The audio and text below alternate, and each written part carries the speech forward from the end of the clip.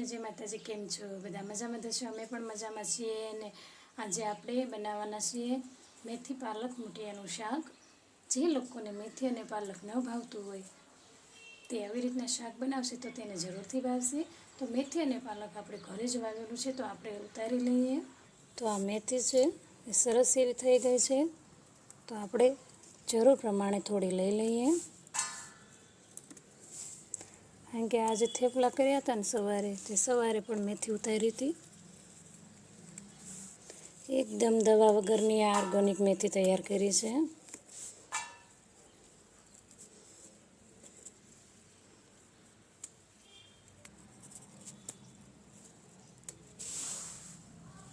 અને જરૂર પ્રમાણે મેથી લઈ લીધી છે. હવે પાલક લઈ લઈશું. આમાં પણ કોબી છે, ડુંગળી, અને આમાં આપણે આ પાલક વાવેલું છે.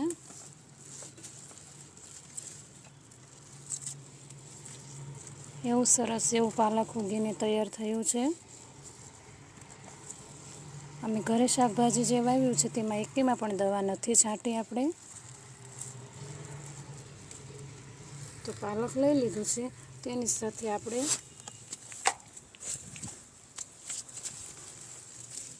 લીલી ડુંગળી લઈ લેવાની છે 2. તો મેં અહીંયા ડુંગળી, પાલક, મેથી ધોઈ લીધું છે, તો તેને આપણે સરસ એવું કટિંગ કરી લેવાનું છે.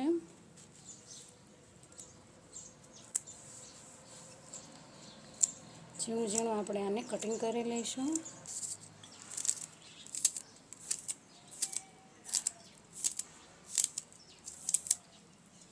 તો મેં લીલી ડુંગળી, મેથી, પાલક કટિંગ કરી લીધું છે.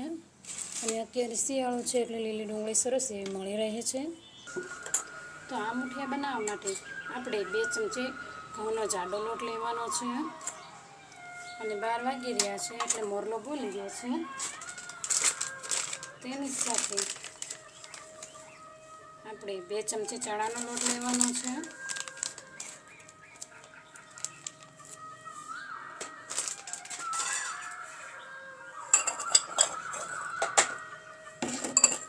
અને લોટ કરતાં આપણે મેથીનું પ્રમાણ વધારે રાખવાનું છે. આદુ, મરચાં, લસણની ચટણી,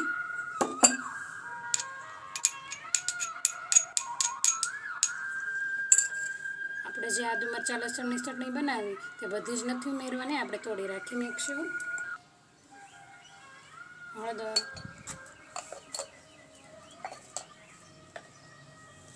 સ્વાદ પ્રમાણે મીઠું,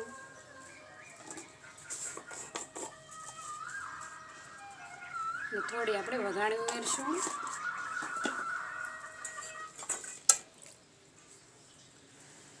અને થોડું થોડું પાણી ઉમેરતું જાય તેનો લોટ બાંધી લેવાનો છે આપણે. તો મેં સરસ એવો લોટ બાંધી લીધો છે. તો આપણે તેને થોડો તેલવાળો કરી લઈશું.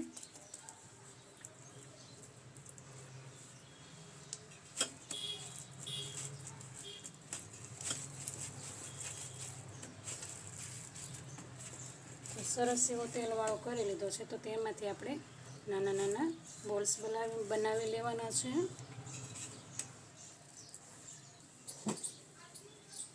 તો મેં સરસ એવા બોલ્સ વાળી લીધા છે.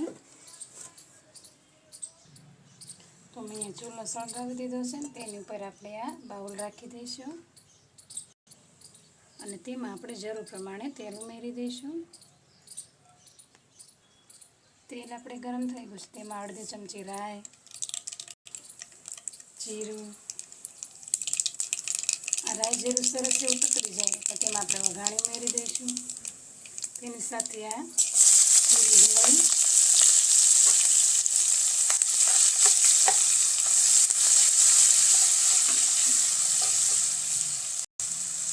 આ ડુંગળી સરસ એવી સકળાઈ જાય તો તેમાં આપણે 1 નંગ ટમેટું ઉમેરી દઈશું.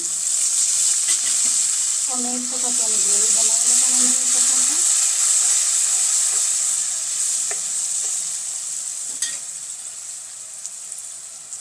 ટમેટા નાખી દઈએ એટલે સ્વાદ પ્રમાણે નમક ઉમેરી દઈશું અને સરસ રીતે મિક્સ કરી લઈશું.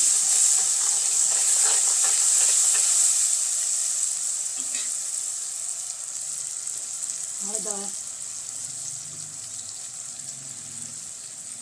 ધાણા જીરું અને ખાંડ સરસ રીતે મિક્સ કરી લઈશું.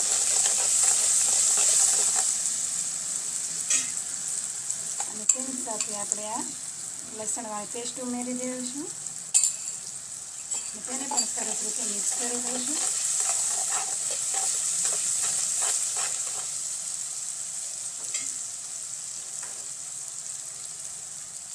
એક મોટી ચમચી જેટલું દહીં છે.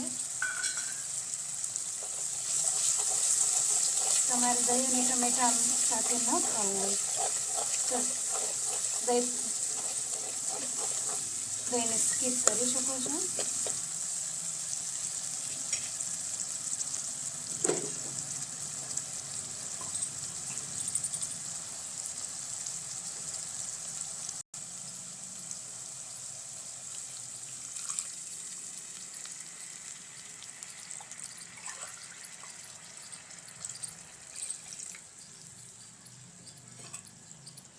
દોઢ ગ્લાસ જેટલું પાણી ઉમેર્યું છે, તેને આપણે થવા દઈશું.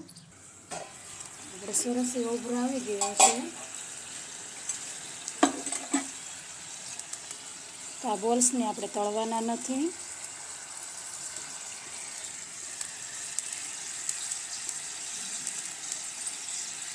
આપણે આને સેટા સેટા જ ઉમેરવાના છે, જેથી કરીને તે ચોંટી ન જાય.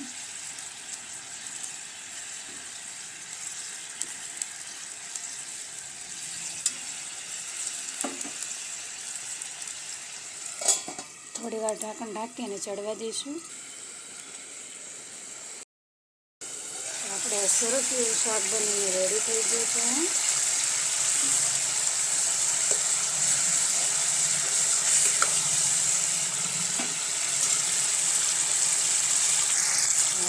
શાકને આપણે નીચે ઉતારી લઈશું. આપણે આ મેથી અને પાલકના મુઠિયાનું શાક તૈયાર છે. તો તેમાં આપણે આ કાપેલા ધાણા નાખી દઈશું. અને તેની સાથે આપણે આ 1 ચમચી જેટલું ઘરનું માખણ છે તે ઉમેરી દઈશું. તો તૈયાર છે આપણે આ મેથી પાલક પકોડાનું શાક. જો તમને વિડીયો પસંદ આવે તો લાઈક, શેર અને સબસ્ક્રાઈબ કરવાનું ભૂલતા નહીં. તો મળીએ હવે નેક્સ્ટ વિડીયોમાં. ત્યાં સુધી આવજો.